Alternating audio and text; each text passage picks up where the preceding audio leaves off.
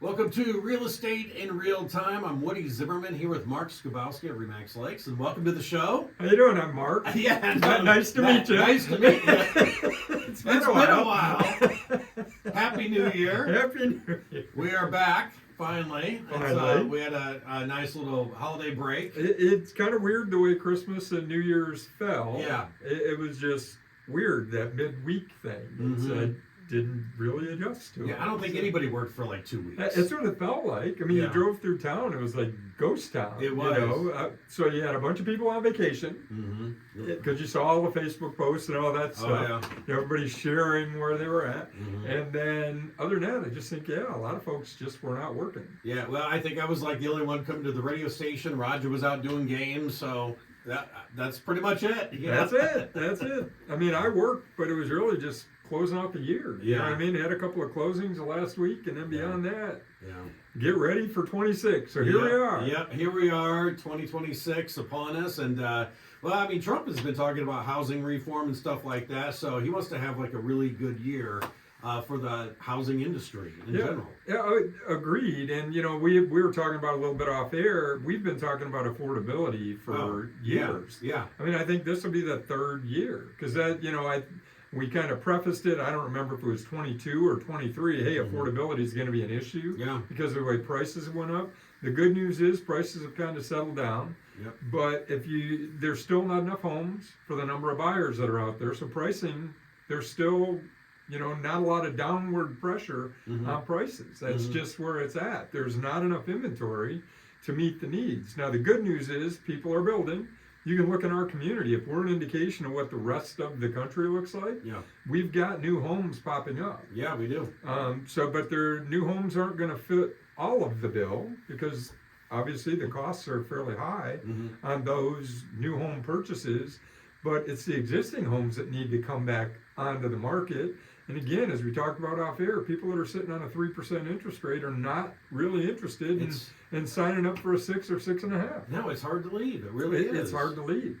You know, so it goes back to what's your why, your reason for moving. Mhm. And I think that's what I wanted to talk about today is, you're not sure if you're ready to buy a home, ask yourself some questions. Okay. Are we ready? Are you ready? So now the first thing, do I have a stable job? Now that seems almost to why do we even need to mention that?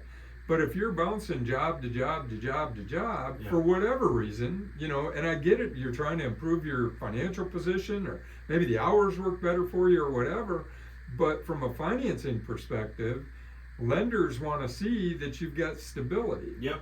They want to see stability. Mhm. So, you know, are you in a stable position? If you just change jobs, you're not going to be able to buy in the next 30 days, because at a minimum, lenders are going to want to see 2 paychecks, Mhm. 2 pay stubs. Yeah. Now, granted, maybe that's only 2 weeks, but a lot of companies have gone to bi-weekly pays. So 2 pay stubs. So 30 days from now. So, hey, we just saw the best house in the world pop on the market. We want to buy it, but I just changed jobs. Mhm. Maybe that's where the relationship with the lender is going to be really critical for you. So you're in touch with that lender. So stable job, stable employment is a big thing. Okay. Have you figured out what you could afford? Well, that's where what I just mentioned, Pre-approval. relationship Yeah. with the lender, Yeah. so they can guide you through what that is. You know, in many cases, I see folks that are, you know, they're pre-approved for a lot more than what they're willing to spend, because they've sat down with the lender and said, Yeah. okay, what are my costs going to look like Mhm. if I buy a home at this price? Now, you can't dial it in perfectly, because taxes. You know, if you buy a home in the city of Warsaw, your taxes are going to be higher than if you buy one out in the country. Mhm. You know, and I'm not saying on the lake, but if you go out to Plain Township, or you go Tippecanoe Township, you're not in the city of Warsaw, your taxes are going to be lower Yeah. than what they are in the city of Warsaw. Mhm. And you know, well, Mark, that can't make that big a difference. But you know, a couple of $1,000 a year in taxes, Mhm. or even $1,000 a year in taxes, let's say 600 a year in taxes, that's $50 a month Yeah. in your monthly payment. It's like Right, the another math's bill. easier Yeah. for me there. Yeah, Right? right. So if it's $1,200 a month, it's $100 a month difference in your monthly payment, Yeah. based on taxes. So all of those things, when you're sitting down with a lender, you've got a stable job because you, Mhm. hey, I'm going to buy a house. You've got the stable job. They know what your earnings are going to be. Right. They can guide you through at today's interest rate with all of the other costs that are associated with what's your monthly payment going to look like. And that's what drives a lot of people is what is my monthly payment? Mhm. It may not be the total number, but what's my monthly payment going to be for this house? I can afford $1,000 a month for rent. Mhm. I should be able to afford $1,000 a month for a monthly payment. Not necessarily so. Right. The lender's going to help guide you through that. So knowing what you can afford, so you're looking in the right price range, and maybe you're approved for a lot more than what you're comfortable with. That's okay. At least you have options, Mhm. and that's where that lender can help guide you through with that. So between the lender and having an agent that is in the market and has an idea of how to help you best find what you're looking for, it's important to have those two pieces in your toolbox as a realtor and a lender guiding you through the process. And after the break, we can talk about a couple other things. So you think you're ready to buy a home? Mhm. We'll talk about that. All right, you're listening to Real Estate in Real Time. We'll be right back. Welcome back. You're listening to Real Estate in Real Time. I'm Woody Zimmerman here with Mark Skabowski of Remax Lakes, and we're talking about, so you think you're ready to buy a home, but you got a lot of questions. There's a lot of questions you need to answer. Yeah. And it goes back to what's the number one? What's your why? Mhm. Right? I mean, we've said that since day one of the show. What's Oh, your yeah. why? What's your reason for wanting to buy? It could be job change, could be change in family status. You might have added one, might have had a split. All of those things could be retiring. Mhm. It could be a lot Right. of those things that come into play. So the two things we talked about prior to the break, make sure that you got a stable job. How much can you afford? Do you have an emergency fund? Now, this is where I feel like I'm a financial planner. Yeah, this sounds like Alan and Mike Right, talking about Alan and you know. Mike. So Beacon Point, here we are. Right.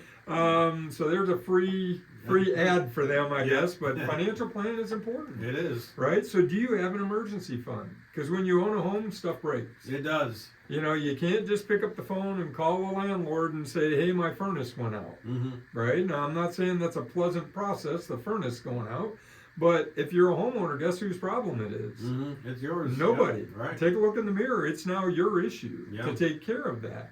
And, buying, just scraping by and buy, where we don't have any emergency funds, which is part of the pre-approval process. The bank's going to want to make sure you have that emergency fund, and it's not because they're being mean people. Mhm. It's because they're trying to protect you from a Right. catastrophic event. You have a furnace go out, you don't have heat, your pipes freeze. I mean, beyond the fact, the personal stuff, you and your family are freezing to death in the Yeah. house. Right. Who's going to pay to fix it? Right. So having that emergency fund. So there's more to buying a house than being just, hey, what can I afford? I'd really like to go. Mhm. Are you ready to do that? Do Yeah. you have that emergency fund? Do you have money set aside just in case? And things are going to happen. Yeah. They're going to happen. I think I've told the story before. We did purchase a home warranty. The seller had bought a home warranty for this buyer. The furnace went out a week after she was in the house. Oh, wow. Now, you had inspections, but It's still it can happen it anytime. can happen at any time. Electronics are what they are. They work Yeah. until they don't. Right. Think about your phone, Mhm. right? Your iPhone, right? Oh, I mean, yeah. it's things. It's like, wow, how'd that happen? I was complaining before we came on about I did the latest and greatest iPhone update, Yeah. and it's different. It works different. Right. Now, I'm not saying it doesn't work at all, but I've got to relearn those pieces. So Yeah. when you buy a house, there's things that could break. If you've got electronics involved and mechanical systems, things could potentially go bad. I don't care if you have an inspection or not. And having that emergency fund is a critical piece to that. Beyond that, what's your why? How long do you plan to live in this house that you're going to buy? That's a good question. You've got to do that math. It doesn't make sense. Again, when prices are now back in the more normal appreciation. Now, we could have had a different discussion before those years of 15 and 20% price appreciation, Mhm. right? You could buy it at the front end, knowing that things are going up or projecting that things are going to go up. I'm going to move in a year. Well, 20% appreciation, hey, probably would have Yeah. made sense to buy. Sure. It's better than renting, Mhm. right? But in this case, Mhm. homes are back to a more normal appreciation standpoint, 3 to 5%, maybe 4 to 6, somewhere in that range. home prices are going to go up. Do you really want to go through the expenses and all the conniptions in buying a house and moving in a year? So what are you moving for? That's what's your why? How long are you going to live there? Right. And typically 3 to 5 years is probably reasonable. But if you're somebody who you've got opportunities that you see coming up in the next year, you know what? Maybe the reality is you ought to stay where you're at. Yeah. If you're leasing, lease, rent. If that's the case, if you're going to move in a year, does not make sense to buy. No. If you're looking at it purely from a financial standpoint. Now, maybe lifestyle, owning is the best for you. You're sick of living in an apartment, because the people next door are beating on the wall. You can't stand your neighbors. You're in a duplex and you're renting, and the people next door, their dog comes over and poops in your yard. Right, yeah, right. Whatever bothers you about living there, maybe it makes sense for you to buy, but financially it's probably going to be a cost. Yeah. Or it's probably going to be break even or loss at best. Because you got closing costs and You got closing costs on both ends. On the buy side, right. Now when you sell, you're going to have costs as well. and other fees, and so So maybe it doesn't make sense in that case, and that's what we talk about a lot is the financial ramifications. Yeah. But it's the emotional stuff that determines should I move or not. That's one of the things. Are you ready for it emotionally to own a home? Are you ready to buy beyond the emergency fund? Are you ready for the expenses and the upkeep that comes with taking care of a house? If you travel a lot for business or for work and you're not around to mow your grass in the summertime, you're gone for 3 weeks, you come home, you've got a jungle in your yard, it's going to take you 5 times as long to do the yard as what it is doing it every single week. Right. If you can't afford to pay somebody to do it, probably renting might be the best thing for you. Right. So explore those options. And I guess the last thing in this getting ready to buy is that pre-approval. Now we talked in the first segment about getting in touch with a lender and getting that pre-approval. It's important that you know not only what you can afford, but what type of program that you're going to use in order to purchase, because there's different costs associated with any of them. Right. So bottom line, check your why. If it's time, reach out, get in touch with an agent, talk to a lender, get a team together to help you buy if that's what you've decided you want to do. Yep, there is a lot to it, but I tell you what, there's nothing out there that I can think of that can help you build wealth better than having real estate. Agreed. That long term. Long term. But there is a lot to it. Yes. Before you just dive in. You got it. Okay, very good. If you'd like to continue this conversation with Mark, make sure you reach out your contact info. Sure, the website's skabowskiteam.com. Phone numbers 574-527-0660. Can always email me, mark@skabowskiteam.com. Very good. And you can look for our mugs on TV. YouTube, we're up there. All right, very good. You've been listening to Real Estate in Real Time. Have yourself a wonderful weekend.